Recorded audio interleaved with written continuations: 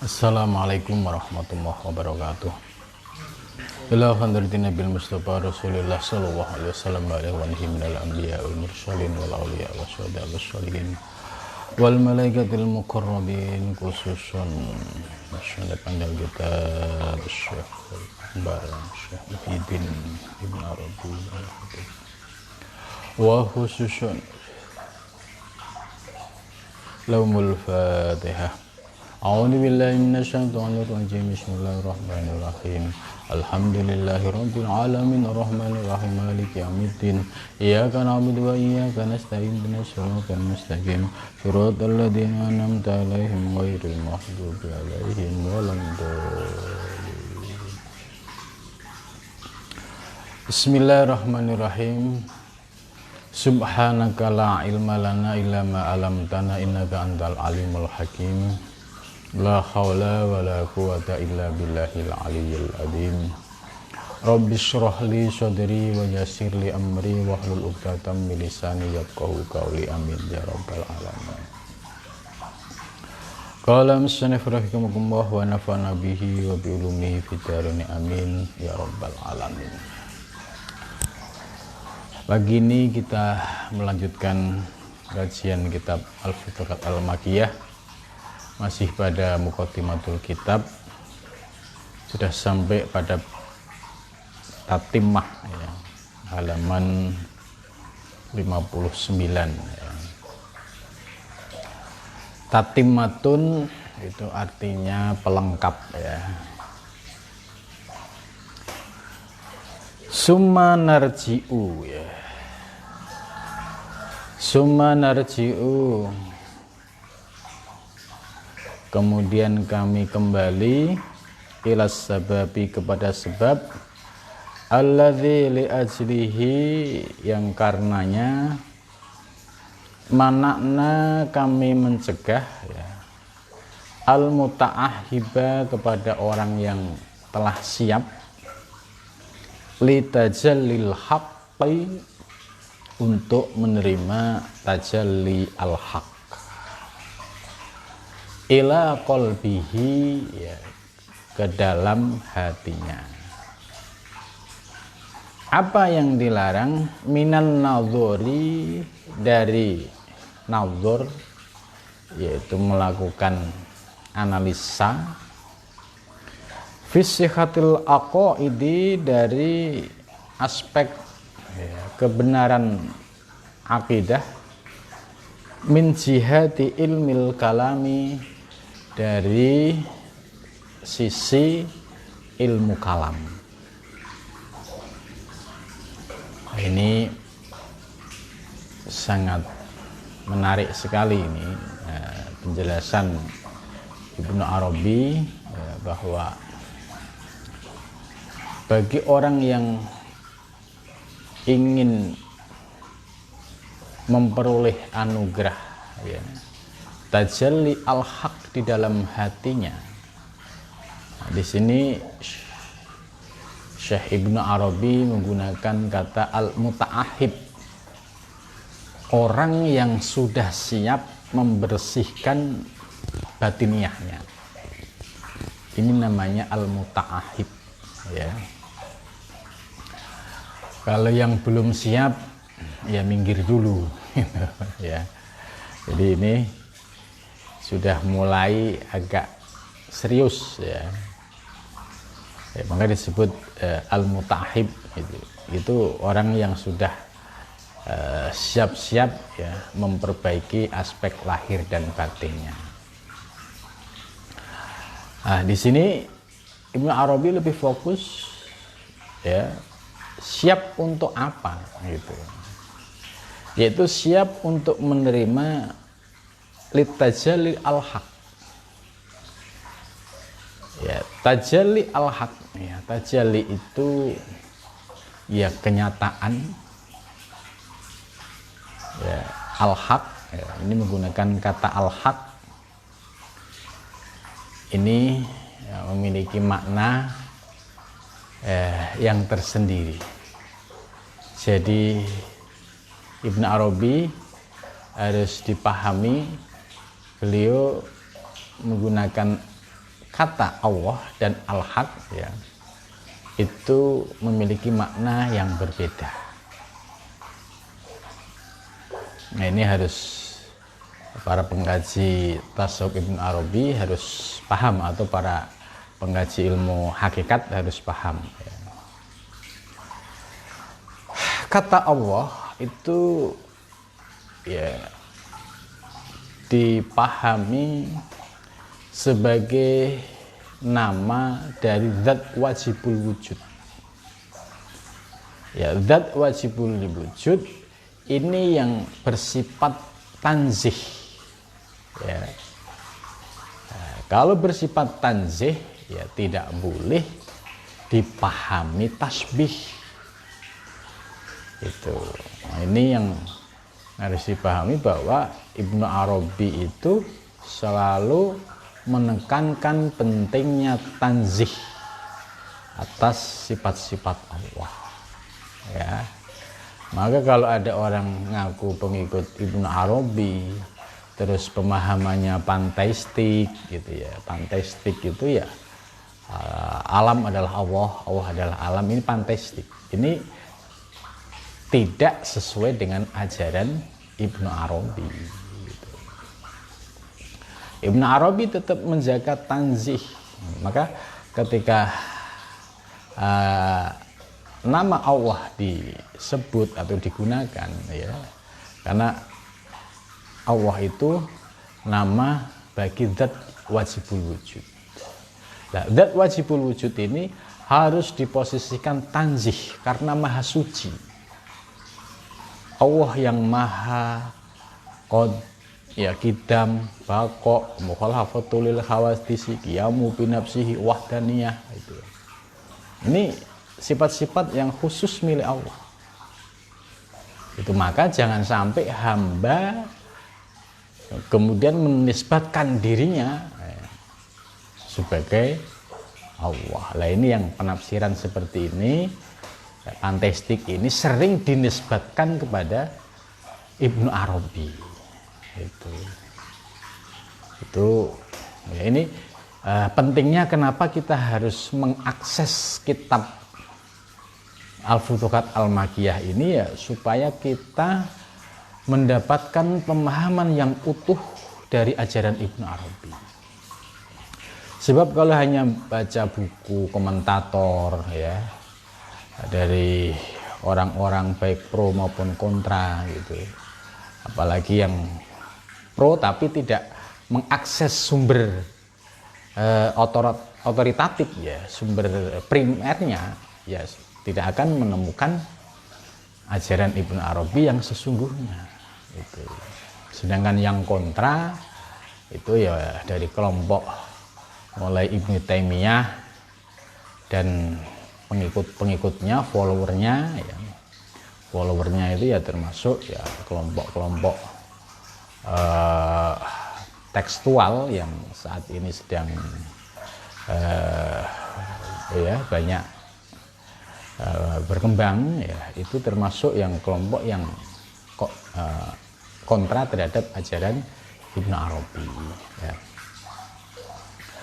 Maka dalam hal ini ya tadi membahas perbedaan kata Allah dan al-haq ya, ini harus dipahami secara utuh.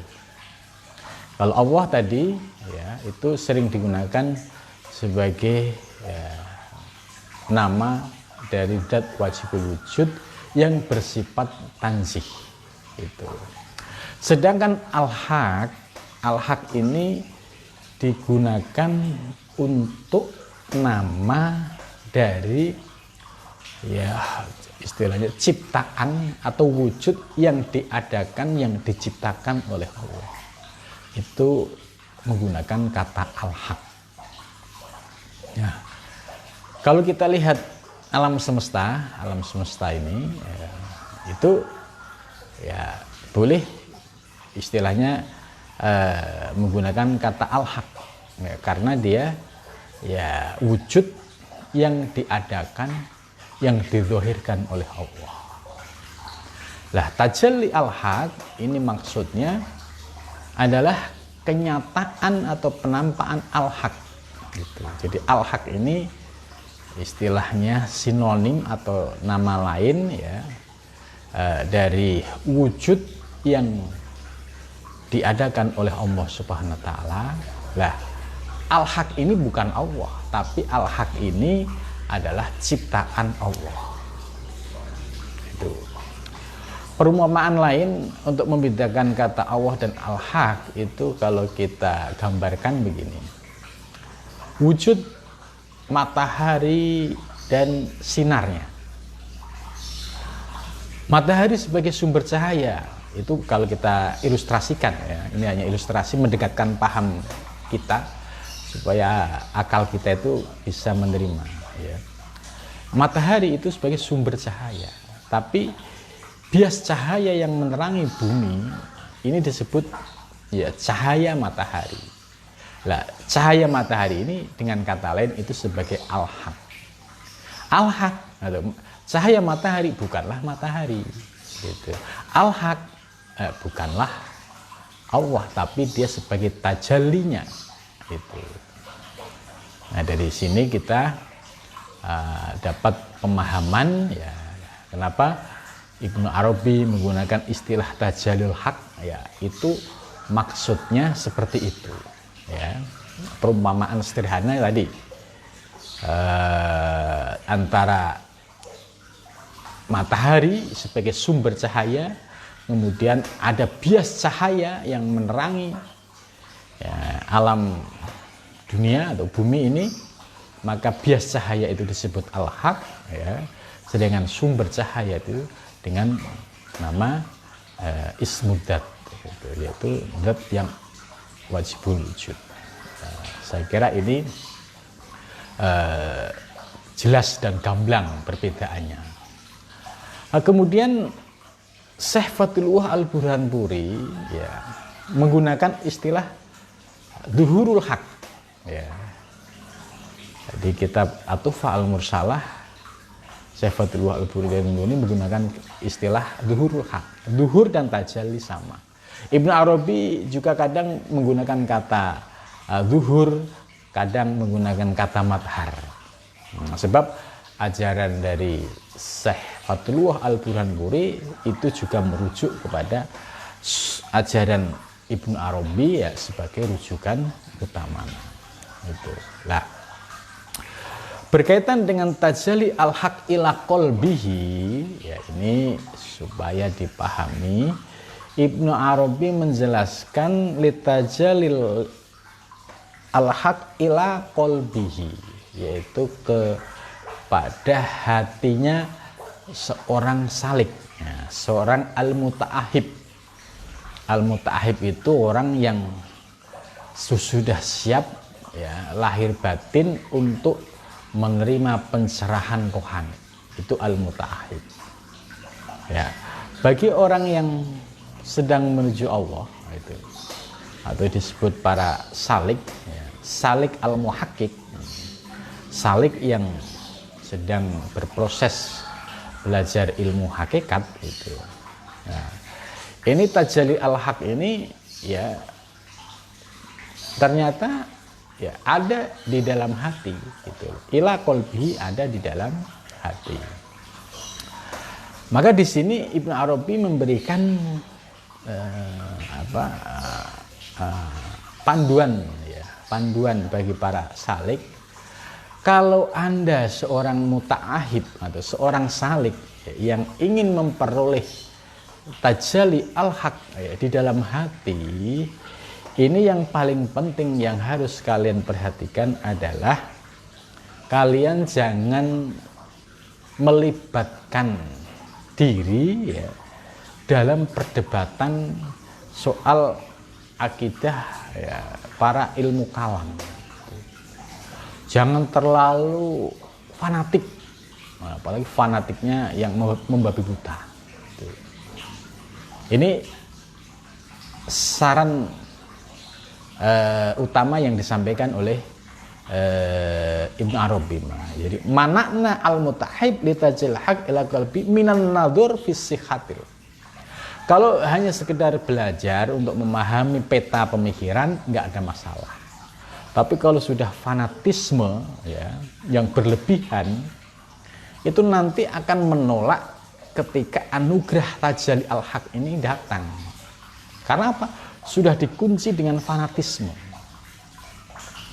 Itu. Kalau kita belajar ilmu kalam sebagai pengayaan wacana ya dalam keilmuan dalam teologi ya, yaitu nggak apa-apa. Ada Qadariyah, ada Jabariyah, ada Mu'tazilah, ada Asy'ariyah gitu. Itu kita belajar untuk memahami, tidak apa-apa.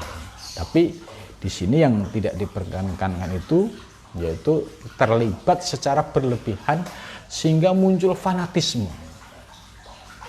Seperti misalkan dia ya ngikutin paham Qadariyah misalkan. Wah, pokoknya selain Qadariyah ya, semua sesat misalkan. Ini sudah fanatisme. Atau Jabariyah misalkan. Pokoknya selain Jabariyah semua sesat gitu. Atau Mu'tazilah gitu. Ya. Kalau sudah begini, ini hati tertutup. Ya. Boro-boro untuk menerima pancaran nur ilahiyah ke dalam hatinya sehingga terbuka pemahaman batiniyah tentang soal tajalli haq, karena sudah terkunci dengan fanatisme tadi itu. Ya. Kalau kita memilih teologi Asy'ariyah Maturidiyah ya karena secara keilmuan ya dan keimanan kita merasa enjoy gitu, cocok di situ. Karena dalil Quran akli naklinya itu masuk gitu dan praktis gitu. Namun demikian ya ini harus ada keterbukaan sikap, sebab di dalam akidah Ahlus Sufi ya itu memiliki pandangan akidah ya yang berbeda dengan pandangan ahli kalam. Tapi rata-rata para sufi pijakannya adalah melalui akidah Asy'ariyah. Baru setelah akidah Asy'ariyahnya dia mapan, kemudian masuk ke wilayah tauhid ahlu kasfi, itu sudah memiliki pondasi yang kokoh. Gitu. Ya. Jadi akidah Asy'ariyah ini sebagai pondasi ya, untuk bisa naik kepada akidah ahlu kasfi. Nah, para sufi yang muhakkikin itu ya akidahnya adalah akidah Asy'ariyah, kemudian naik kepada akidah ahlu kasfi. Sebab kalau akidah Asy'ariyahnya tidak kokoh, tidak kuat ya, ini akan berbahaya ketika memahami akidah ahlu kasfi. Maka di sini bagi Asy'ariyah Ahlussunnah wal Jamaah ya, akidah Asy'ariyah ini sebagai basic untuk menerima yaitu tauhid ahlu kasfi. Ya, nanti akan dijelaskan ya. Kalau saya kasih contoh ini, kasih contoh yang konkret ya supaya kita tidak terlalu kebingungan apa sih perbedaannya akidah ilmu kalam dengan akidah ahlu kasfi gitu ya. Kalau objeknya sama gitu ya, wujud alam dan wujud diri kita dan Tuhan gitu kan. Contoh misalkan dalam pandangan Asy'ariyah ya, Asy'ariyah itu pandangan tauhidnya itu menerima tanzih ya, menolak tasbih itu. Ini bagi ahlu kasfi ya, basic ini penting supaya apa? Supaya tahu kedudukannya secara utuh. baru setelah kuat di tauhid Asy'ariyah tadi bahwa menerima tanzih menolak tasbih. Menerima tanzih itu bahwa Allah itu harus dijaga kemahasuciannya, kemudian tasbih itu ya adalah makom kehambaan. Jangan sampai hamba ngaku Tuhan gitu loh. Jangan sampai hamba yang banyak kelemahan, banyak kekurangan terus mengaku Tuhan. Ini tasbih. Nah, kemudian naik dalam pandangan ahlu kasfi, ketika melihat wujud tasbih itu dipandang secara hakikat. Gitu. Secara lahiriah tetap berpegang pada Asy'ariyah. Oh iya, ini wujud hamba, ini wujud alam. Tapi dalam pandangan ahlu kasfi itu hatinya terkoneksi, bisa memandang, mengembalikan kepada Allah Subhanahu wa Ta'ala. Ya, ini. Jadi saya kira sudah ada gambaran yang jelas ya. Jadi saya ulang lagi ya, bahwa akidah Ahlus Sunnah wal Jamaah ya, yang berpegang pada Asy'ariyah itu kan menerima tanzih, yaitu menjaga kemahasucian Allah, dan menolak tasbih. Menolak tasbih itu artinya jangan sampai tasbih ini dianggap Tuhan ya. Ya makhluk ya makhluk, alam ya alam. Ini supaya tidak terjadi campur aduk. Nah, kemudian dari basic Asy'ariyah ini naik kepada ahlu kasfi, itu dieksplorasi kedalaman dari wujud tasbih. Tasbih secara verbal ya dia wujud alam, tapi secara hakikatnya dia dipandang dan kembali kepada Allah Subhanahu wa Ta'ala. Tapi pandangan ini ya hanya boleh untuk dirasakan, tidak boleh untuk diucapkan. Gitu. Lah, struktur seperti ini yang harus dipahami ya para pengkaji ilmu hakikat. Jadi tidak bisa kita melepas Asy'ariyah, tidak bisa, karena ini basicnya. Karena Ibnu Arabi dari awal, apalagi nanti pembahasan berikutnya juga semakin jelas akidah Asy'ariyahnya. Karena ini basicnya harus di situ. Tapi ketika sudah basic Asy'ariyah kuat, nah baru melihat pohon ini misalkan ya secara Asy'ariyah ya ini ya pohon. Gitu. Tapi secara ahlu kasfi itu dieksplorasi kedalaman. Oh iya, pohon ini dulunya tidak ada menjadi ada, sekarang ada. Siapa yang mengadakan? Allah. Nah, kemudian etika dalam memahami kajian hakikat ini yaitu dengan syuhud, itu yang semalam sudah disampaikan, ya dipandang dengan pandangan batinnya, tidak untuk diucapkan secara verbal. Maka kalau diucapkan secara verbal ini yang sering mengundang masalah itu ya. Jadi konstruksinya jelas, jadi Asy'ariyah fondasinya, kemudian naik ke ahlu kasfi, tapi ahlu kasfi harus tahu ya prakteknya dan etika atau adabnya. Maka yang sering kebablasan tadi, dia background Asy'ariyahnya lemah, tidak ada, terus langsung loncat ilmu ahlu kasfi, ilmu hakikat. Nah ini seringkali yang mencampur aduk gitu. Yang ini yang seringkali membuat mabuk kepayang ya, enggak berhenti-berhenti, enggak selesai-selesai. Itu mabuk hakikat ini juga ya sembuhnya lama gitu. Nah ini seringkali munculnya orang-orang yang mabuk itu konstruksi Asy'ariyahnya lemah, terus dia langsung naik ke ahlu kasfi. Nah, di situ tidak paham pondasinya, akhirnya ya begitu keluar kalimat-kalimat yang aneh-aneh.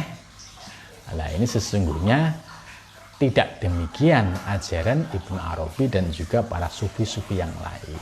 Maka penting belajar dasar akidah itu penting. Maka itu. Nah, yang disampaikan Ibnu Arabi tadi, jangan sampai kita ya terlalu fanatisme misalkan terhadap akidah-akidah min ahlil kalam tadi.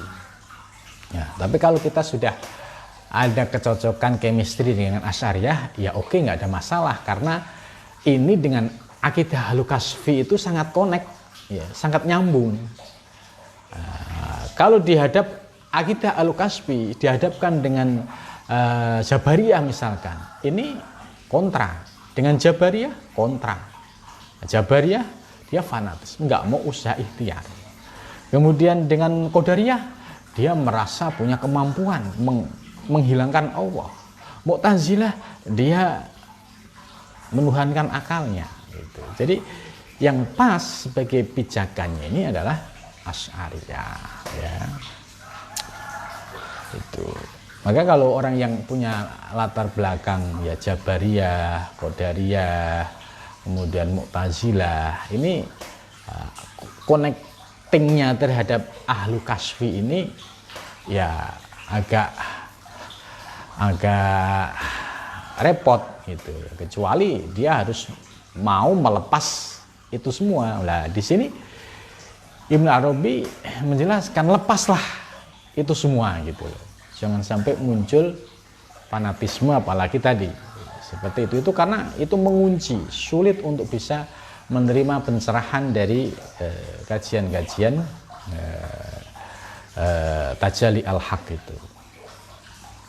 Famin dalika annal awam bila khilafin min kulli mutasyarri'in sahihil aqli aqaituhum ya salim aqaitum salimatun wa annahum muslimun ya. Dan di antara itu annal awam, sesungguhnya orang awam bila khilafin ya tanpa ada perbedaan mingkulli mutasyari'in dari tiap-tiap orang yang berpegang pada syariat ya sohihin yang sohihil akli yang benar akalnya ya aku iduhum bermula akidah mereka salimatun itu selamat gitu. Jadi maksudnya orang awam tapi dia berpegang pada syariat yang syariat aturan syariat yang soheh ya dengan argumentasi yang rasional maupun akli nakli, tapi sohihil akli sohihil akli itu maksudnya akalnya itu sehat gitu.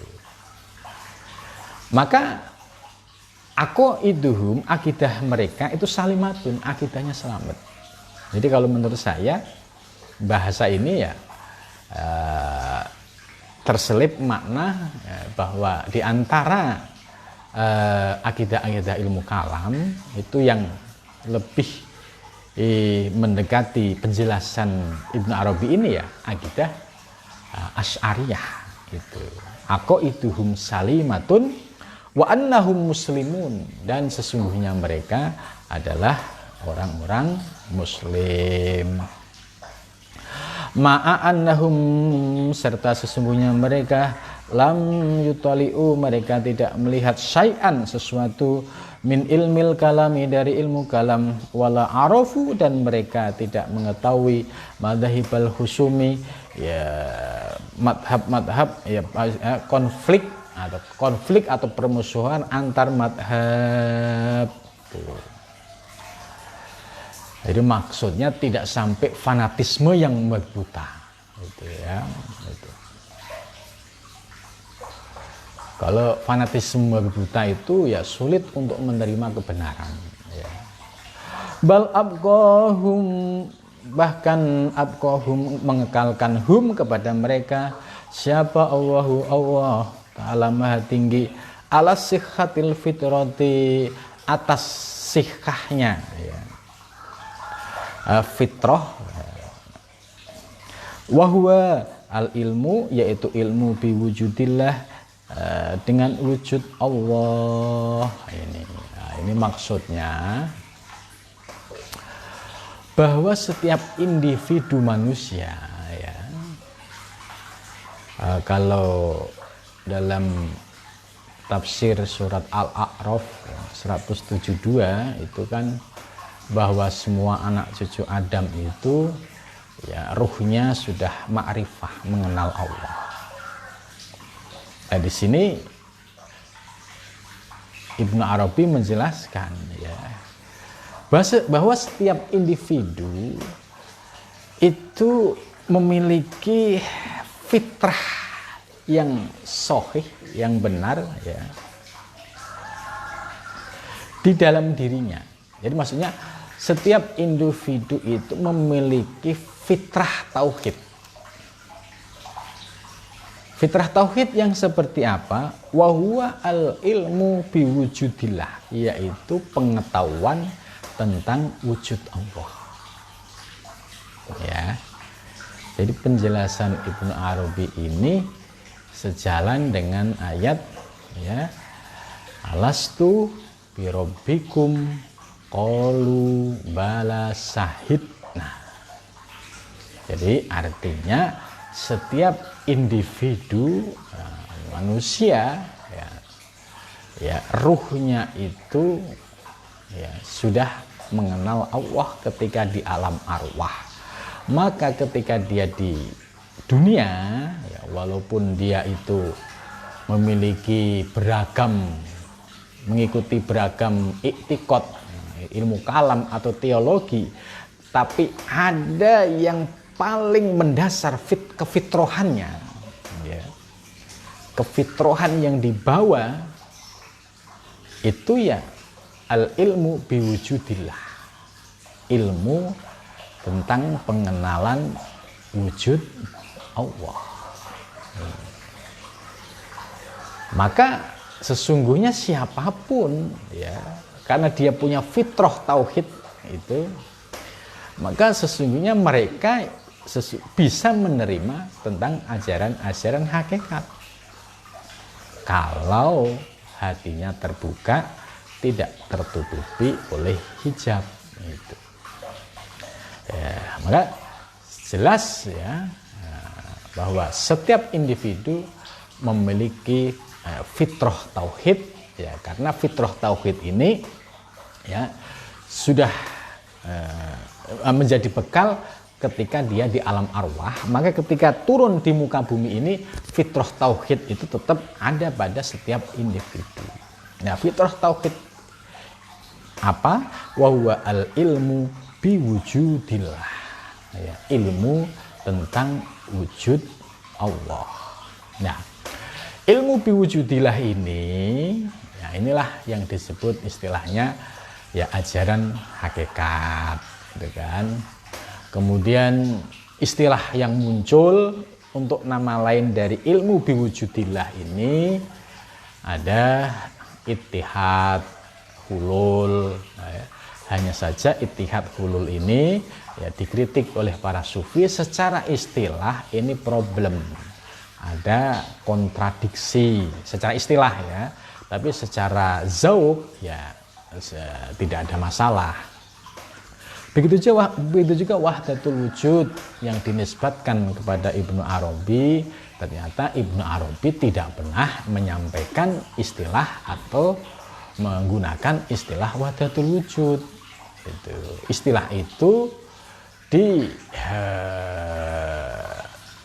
disampaikan oleh muridnya yaitu Syekh Al-Qunawi ya, kemudian dinisbatkan ini sebagai ajaran Ibnu Arabi. Lah Ibnu Arabi bagaimana ajaran yang sesungguhnya tentang wujud ini? Ibnu Arabi menggunakan istilah yang aman gitu ya, yang zona aman, tidak zona kontroversi gitu. Nah, maka ini penting kalau orang yang selama ini mengenal wahdatul wujud itu ajaran Ibnu Arabi ya, nah itu karena tidak didasari dengan pendalaman ya terhadap pemikiran Ibnu Arabi secara utuh.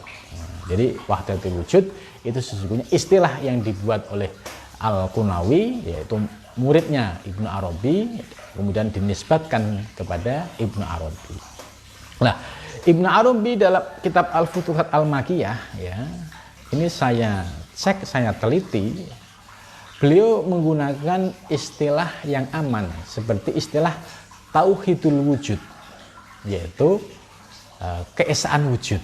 Maka sejalan dengan ini, al ilmu biwujudillah, ya, ilmu tentang wujud Allah. Nah, ini beliau menggunakan istilah tauhidul wujud. Ada juga menggunakan istilah tauhidul ahad. Ya, jadi ada tauhidul ahad, ada tauhidul wujud. Nah, kalau tauhidul wujud, ya, ini lebih tepat. Ya, karena beberapa ulama generasi sesudahnya seperti Al-Qusasi dan Al-Qurani juga menggunakan istilah tauhidul wujud. Nah, ini kalau dilacak sumbernya merujuk pada Ibnu Arabi. Nah, tauhidul wujud ini menurut saya lebih pas karena mengesahkan wujud. Ya. Kalau bagi orang awam nih dasarnya orang awam akan memahami bahwa wujud ya ada wujud Tuhan, ada wujud hamba. Tapi dari aspek hakikat, ya, ini aspek hakikat, ya, pandangan hakikat, ya, hakikatnya wujud ya satu, gitu. Wujud hakikatnya ya Allah. Selain Allah hanya sebagai dzil, bayang-bayang. Maka istilah lain dari dzil ini adalah tajalli al-haq, duhur al-haq.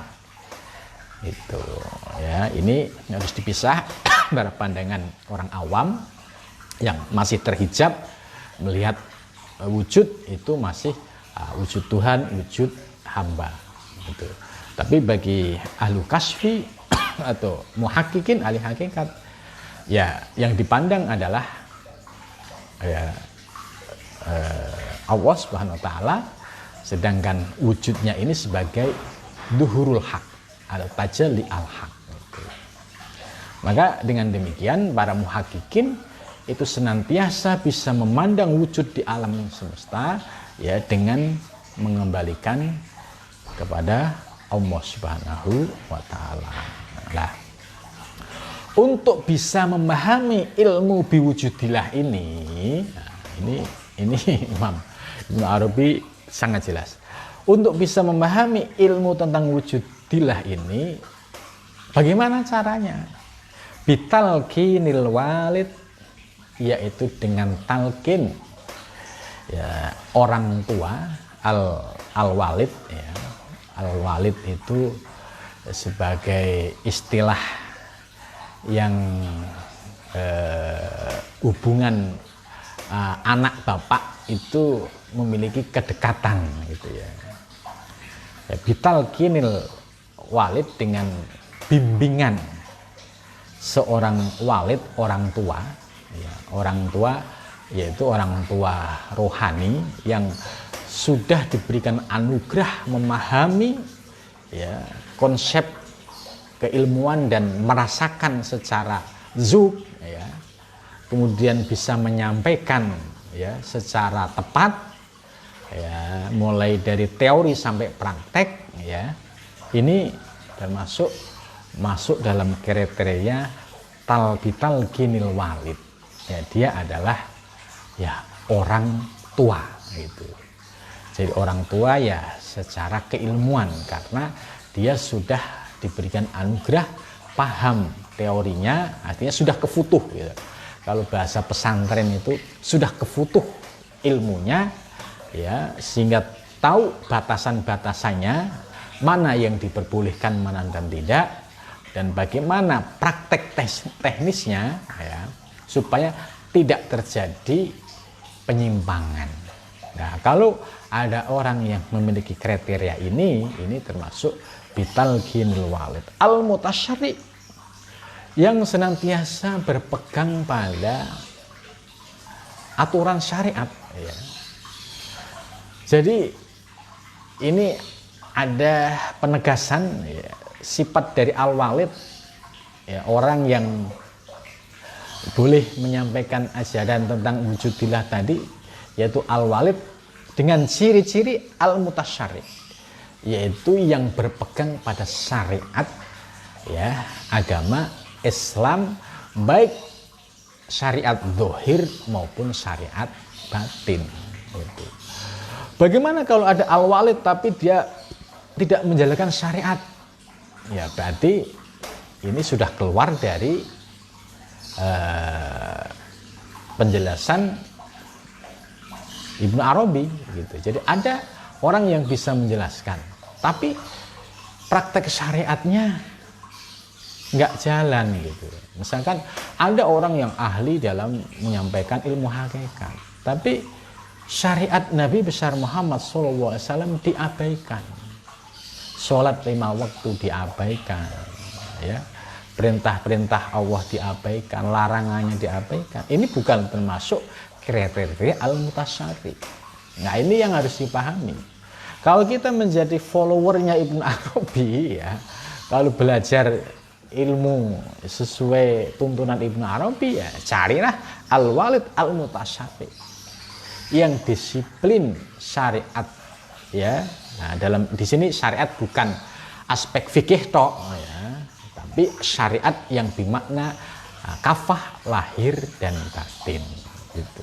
Jadi nah ini kriteria yang disampaikan oleh Ibnu Arabi. Jadi kalau misalkan ada orang yang ahli hakikat misalkan, tapi kok tidak mutasyari gitu, ya hindari, karena pasti nanti ya ada apa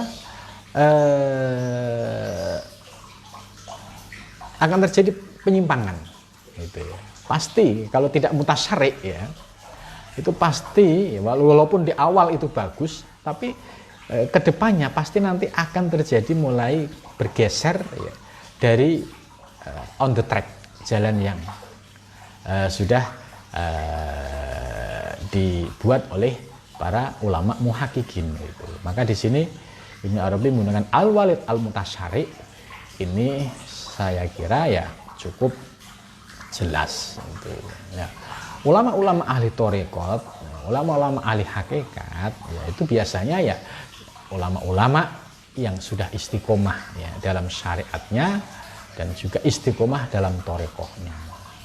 Ya rata-rata orang ahli thariqah itu ya disiplin syariatnya, tapi tidak sebatas syariat fikih, syariat batiniahnya juga gitu. Maka ini baru memenuhi kriteria gitu. Awil murabbi atau ya pembimbing, tapi murabbi di sini ya pembimbing rohani yang dia sudah merasakan. Kalau murabbi di kampus ini kan murabbi pergerakan ya. Tentu kalau murabbi ini terkait dengan aktivis kegiatan politik, ya murabbinya harus memahami peta politik. Tapi kalau di sini murabbi ya, terkait dengan pemahaman ilmu hakikat dan prakteknya, ya dia harus sudah menjalankan, sudah mengamalkan. Jadi dia berbicara itu tidak ngawang-ngawang ya, teori yang melangit, tapi tidak bicara dari kedalaman hati, tidak berbicara dari apa yang dia rasakan. Kalau bagi orang yang sudah merasakan, melihat penjelasan Ibnu Arabi itu ya langsung tergambar kayak peta penjelasannya itu sudah ada. Tapi kalau belum ada pengalaman gitu ya pasti meraba-raba apa benar begini gitu. Jadi ibaratnya beginilah, kalau seorang guide haji sudah haji itu ketika memberikan bimbingan haji itu benar-benar berdasarkan apa yang dia rasakan, dan dia memahami peta, misalkan tempat tawaf ya, dari tawaf nanti masuk ke tempat sa'i itu lewatnya dari mana, terus mulai tawaf itu bagaimana. Nah, kalau orang yang sudah merasakan itu menjelaskannya itu benar-benar dari hati ya, itu. Nah, mustamiknya oh iya dia langsung bisa menerima itu. Berbeda dengan dia belum haji ya, terus basicnya hanya dari buku, kemudian disuruh nerangin manasik haji mulai dari awal ya, sampai akhir, apalagi ketika di wukuf Arafah gitu.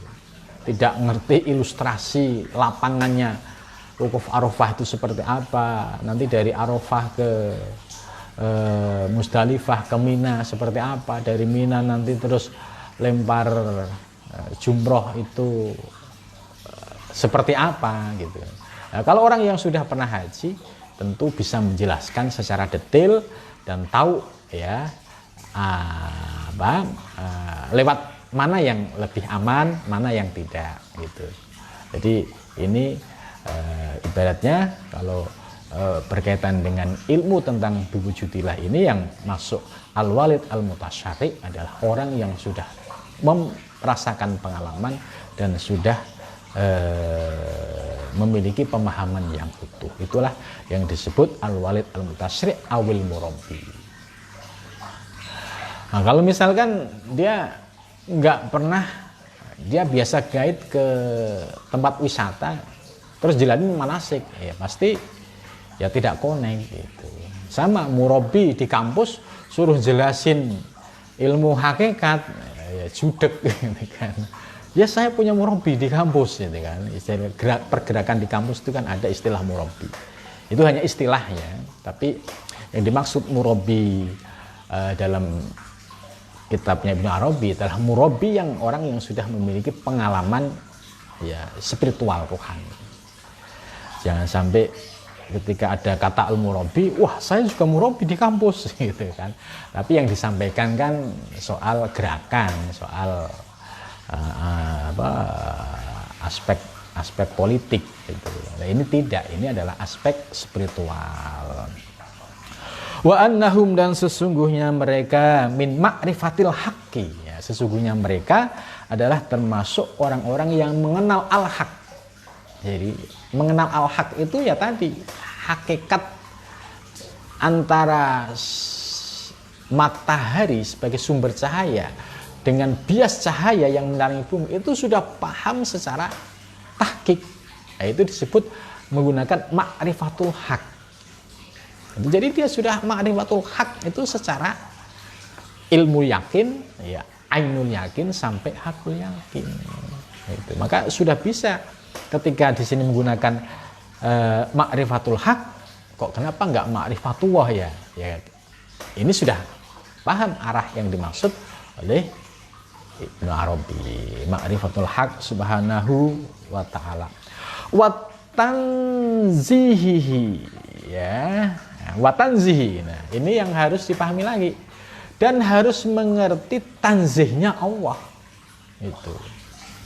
Maka akan bulat belajar ilmu hakikat kalau dia nggak punya background Asy'ariyah terus langsung naik ke hakikat, pasti muter-muter nggak karuan nanti itu. Sebab dia akan sulit membedakan antara Tuhan dan hamba, antara tanzih dan tasbih gitu. Sementara Ibnu Arabi menekankan harus paham watanzihihi, yaitu harus paham tanzihnya Allah. Berarti kalau harus paham tanzihnya Allah, jangan sampai terjadi campur aduk, yaitu tasbih tadi. Itu. Ala hukmil ma'rifati, atas hukum ma'rifah. Hukum ma'rifah itu ya hukum secara keilmuan. Tentang kemakrifan ini juga ada hukum ya ontologisnya itu ya. Jadi ini yang harus dipahami. Kalau dia paham tanzihnya, ya, maka kalau kita paham ya apa yang disampaikan Ibnu Arabi, bisa dibuktikan. Penjelasan Syekh Abdul Qadir Al-Jailani di kitab Tafsir Jailani sama dengan penjelasan Ibnu Arabi. Penjelasan Imam Ghazali dalam Miskatul Anwar persis sama juga dengan penjelasan Ibnu Arabi. Penjelasan Syekh Fathul Al-Burhanpuri dalam kitab At-Tuhfah Al-Mursalah juga substansinya sama dengan penjelasan Ibnu Arabi. Maka sesungguhnya ya ketika ilmu bersumber dari orang-orang yang sudah merasakan dan dalam on the track ya, al-walid al-mutasyari tadi pasti memiliki kesamaan gitu. Ya, pasti memiliki kesamaan ya. Wa tanzih al-warid, wa tanzih dan bermula tanzih. Tanzih itu kemaha sucian Allah ya. Al-warid yang datang fi dhuhiril Quran al-mubin ya.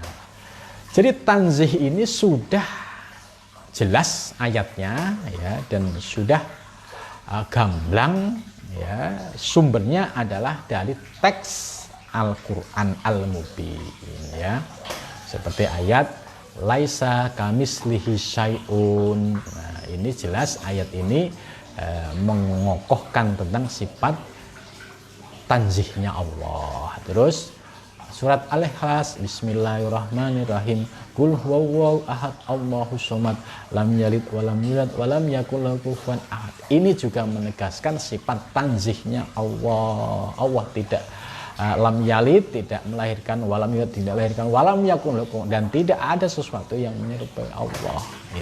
Ini Ibnu Arabi menegaskan al-warid fi dhuhiril Quran al-mubin ini harus menjadi pegangan oleh seorang salik gitu.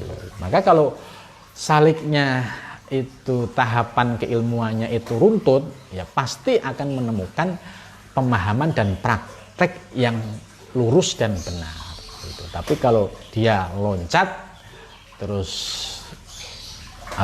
tidak utuh pemahamannya, yang terjadi itu tadi aneh-aneh gitu ya, neko-neko, hanya sekedar letupan-letupan kalimat, dan ini bersiko mengundang kegaduhan di tengah masyarakat ya. Sampai sini dulu, mudah-mudahan kita senantiasa mendapatkan bimbingan dari Allah Subhanahu wa taala, dapat kefutuh dalam memahami kitab Ibnu Arabi ini ya. Terima kasih.